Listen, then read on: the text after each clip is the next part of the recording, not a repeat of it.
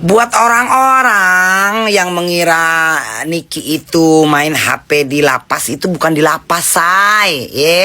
Kalian nggak lihat bajunya hitam putih itu ya, di sel tahanan pengadilan.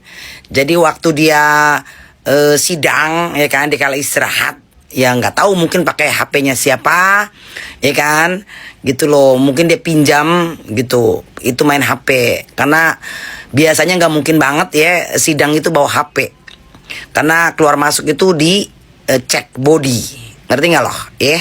Jadi itu di tahanan sel pengadilan. Nah, kita cari tuh yang minjemin HP siapa, itu masalahnya. Tapi ya udahlah ya, itu udah biasa kok ya, nggak usah aneh, ngerti nggak? Di saat kita di persidangan terus kita pinjam HP keluarga kita, ya udah biasa itu mah, ya kan? Orang di dalam lapas aja bisa pegang HP kok, ya kan? Apalagi di sel tahanan pengadilan gitu, itu lebih leluasa karena itu di luar lapas ya gitu. Itu bukan di lapas, bukan di Pondok Bambu.